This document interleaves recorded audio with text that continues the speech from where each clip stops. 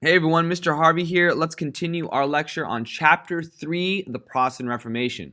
So in the previous lecture, ladies and gentlemen, we talked about the various causes to the Protestant Reformation. We talked about the humanists who influenced Martin Luther and a lot of our other religious reformers that we're going to talk about. We talked about humanism and how it influenced the Reformation and our religious reformers. We talked about the variety of corruptions within the church, the Catholic Church, that was really, which is really going to anger a lot of our religious reformers, which is going to be a huge catalyst for the Protestant Reformation. So we talked about a variety of causes to the Protestant Reformation. Let's talk about Martin Luther. Let's talk about the German Reformation, because this is where it all gets started. Okay, Martin Luther and the German Reformation. Martin Luther is going to show up on your AP exam. He is super important, ladies and gentlemen. Get it down in your notes. You got to know him. Highlight them, circle, star. You have to know Martin Luther, okay? And the German Reformation, because this is where it all gets started, okay? Now, Martin Luther, okay, you don't need to know when he was born. He was German, though. He was a Catholic until he's not, right? Until he's going to start the Protestant Reformation, okay? And he was a professor of theology, religion, okay, in northern Germany, okay? In Wittenberg, all right? He was a leader within the Augustinian monastery in Wittenberg, okay? A good Catholic, but he is going to be very much disillusioned with the church, okay? And we're going to talk about why Martin Luther makes this decision, okay, to launch and facilitate the Protestant Reformation and split with the church, okay? So we are in northern Germany, which is important. We're not in southern Germany. We're in Wittenberg, northern Germany, and we're talking about Martin Luther and Lutheranism, okay? What were some of his criticisms? And he has a few, all right? The biggest one that we have to know for the AP exam is indulgences. That is a criticism. This is the criticism with Martin Luther, okay? He is super upset about this, okay? And this man named John Tetzel, who is selling indulgences, okay? Martin Luther is insulted by indulgences and so upset by them, okay? And he's specifically upset that with the selling of indulgences because he believes that you should not be able to buy your salvation. Remember, we talked about indulgences. This is being able to, get a pardon for your sins so you don't stay in purgatory for very long. Therefore, you can go to heaven. Martin Luther is upset about this. He says you should not be able to buy your way into heaven. You should not buy your salvation. Salvation equals going to heaven, okay? And he's really upset with this man named John Tetzel, who is a priest who is out there just selling indulgences. And Martin Luther is also upset because he knows that this money for the indulgences, all right, is not going out to, buy food to feed the people, is not going out to, clothe the people or help the people, not going back to the people. It's to buy and build St. Peter's Basilica for the church. And this is really infuriating to Martin Luther. Okay? He is also, ladies and gentlemen, Martin Luther, okay, very much influenced by the Northern Renaissance. And Martin Luther is reading the Bible for himself, okay? And he is also going to question the authority of the Pope, okay? He contends that the Pope does not have the authority to, spelling error, sorry about that, grant indulgences per the Bible because the Pope is not the sole authority. The Pope is not in the Bible. Martin Luther has read the Bible, okay? He's very much a Northern Renaissance humanist, all right? He's trying to find the truth of the Bible, and he is contending that the Pope does not have authority, well, because the Pope is not in the Bible. He is going to contend that the Bible is his sole authority. Okay? So, indulgences and the authority of the Pope, two criticisms that he has. Okay? Let's talk about what his beliefs are in his theology. We've already kind of covered one about the authority of the Pope. He does not believe in the authority of the Pope. Let's talk about what Martin Luther and Lutherans believe. So, we are seeing now a new denomination of Christianity rise with Martin Luther's beliefs, okay, and his theology. All right? So, what is a belief of Martin Luther and the new Lutherans? Well, one is that salvation is achieved through faith alone. Star, circle, highlight this. This is super important, and this contrasts with what a Catholic believes, okay? Catholics believe that, if you are charitable and you do good works, right? Whether it's, volunteering your time, donating money, and you have faith, you'll go to heaven. Martin Luther says, no. All right? Christians don't need to be charitable. Christians don't necessarily need to, volunteer their time away, okay, or donate money. Some people don't have the time or the money to do that, okay? if you have faith, you will get to heaven. That is a difference in Lutheran, a Protestant belief, and a Catholic belief. Another one is the Bible. Like I said before, the Bible is the sole religious authority, not the Pope. And Martin Luther is backing up this belief with the fact that the Bible makes no mention of the Pope. Okay, Martin Luther, when Catholics are saying, hey, no, the Pope, Martin Luther says, well, where did that Pope come from? Who grants him that authority? Where is it written in ancient texts? Because Martin Luther and the Northern Renaissance humanists are reading through all these texts, reading through all this literature, all this stuff, and saying, we can't find the Pope. Okay, and the Catholic Church, is going to have a really hard time reconciling that, and have a really hard time, arguing that. There's no Pope in the Bible. Okay. Another belief that Martin Luther is going to, and Lutherans are going to differ with Catholics is this priesthood of all believers. Okay. In the Catholic Church, there's a hierarchy. You have popes, you have archbishops, you have bishops, you have cardinals, you have priests. Okay. Martin Luther says, no, everyone. This is a priesthood of all believers. Everyone has a place in the church. There is no established hierarchy. All you need is the Bible. You don't necessarily need bishops. You don't necessarily need archbishops, etc. Oops, another spelling error. Added a H. Sorry about that. All right.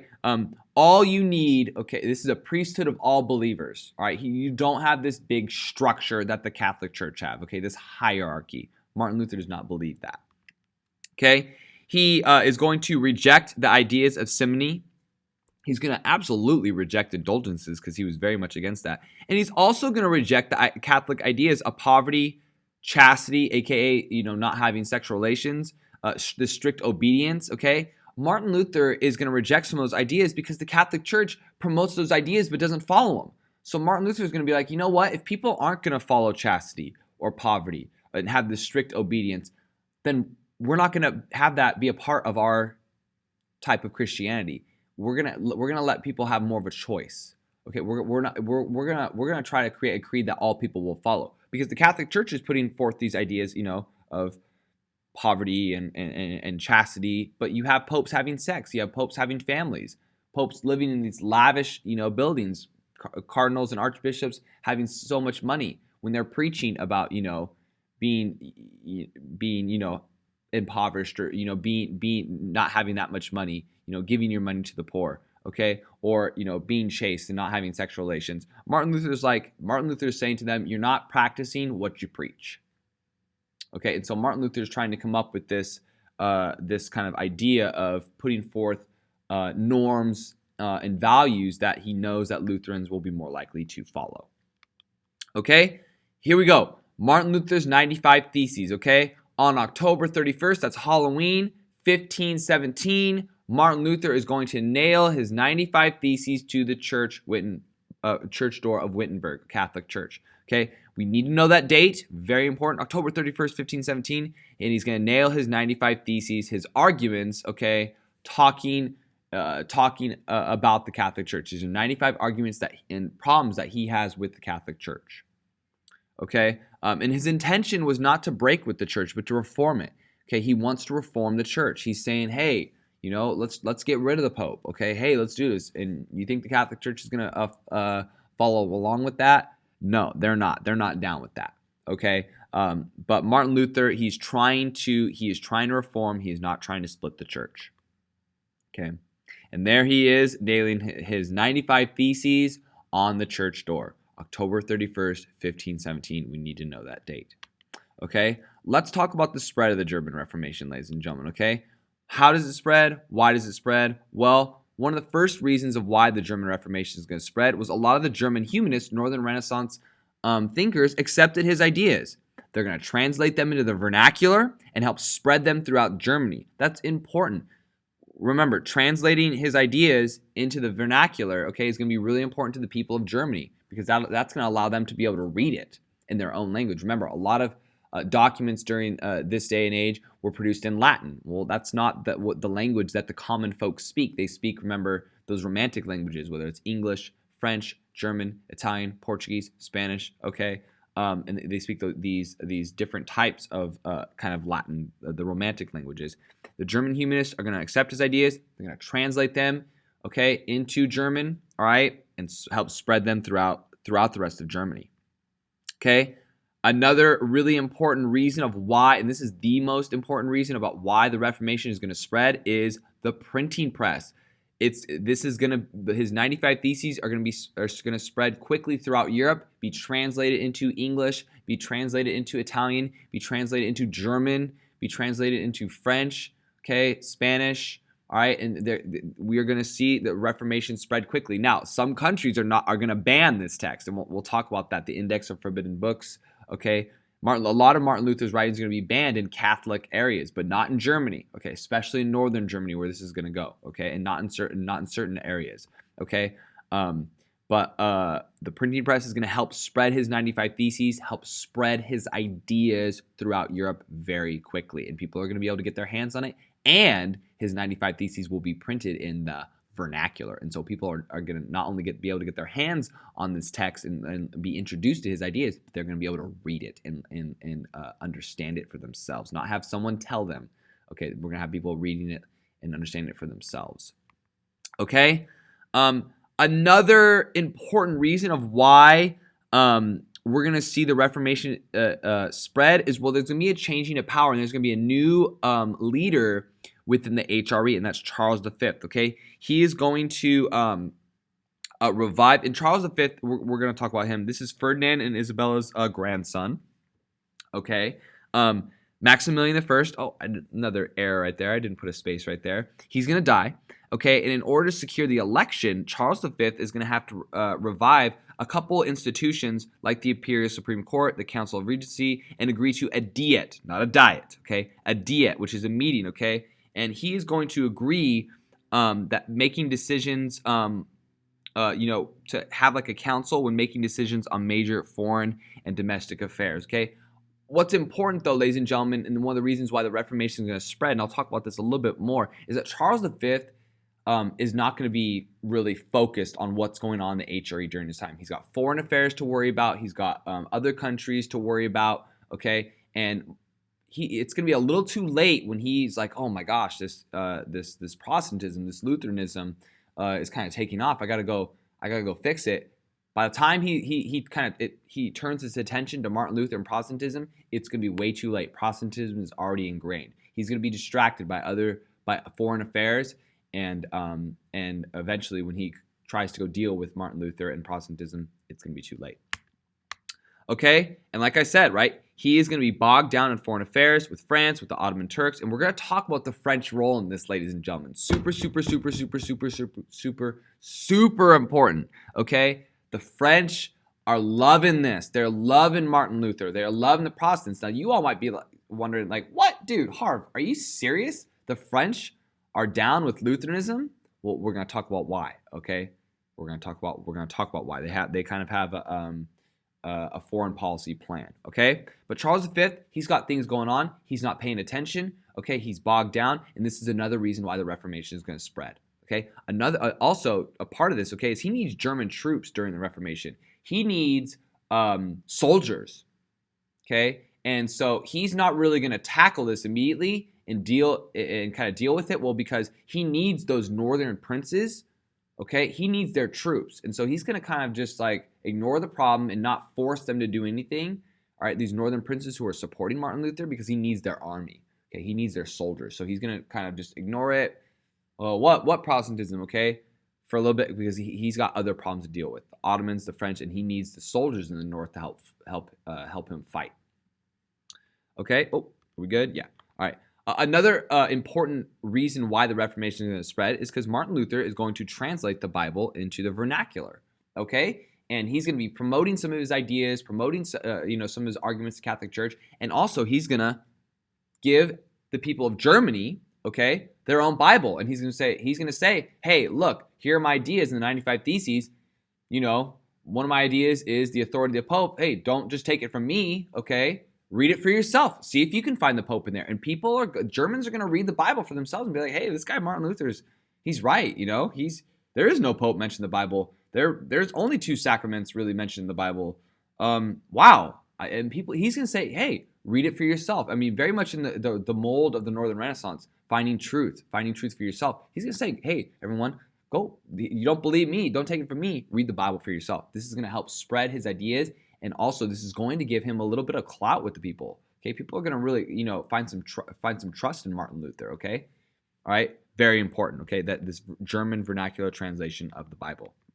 Okay, and as I've said before, his ideas are going to be accepted by the German princes. German princes are going to see Martin Luther as a way for them to take power away from the Holy Roman Emperor, okay, and kind of take power for themselves and consolidate power. And so we're going to start to see the transition of the HRE into like Lutheran, Protestant land and Catholic lands. And we're going to see some fighting over this. Okay, we're going to see some major fighting over this. All right, and once that the writings of the Reformation were accepted by German princes, okay, all right, we're going to see the German Protestant reforms begin to take place. And slowly, Charles V is going to turn around and go, oh my goodness, what is going on in the HRE? What is going on in my Holy Roman Empire? Okay, but it's going to be too late. Okay, it's going to be too late. We're going to see the princes ally in the north, mainly in the north. Okay, the German princes ally, and this is really important. And I'm saying north, north, north, north, north all the time. It's really important, ladies and gentlemen, we understand northern Germany is going to be Protestant. Southern Germany will be Catholic, okay? This is going to split Germany up even more. We know that the HRE right now is divided into like 300 political entities. Germany is a very divided country, okay?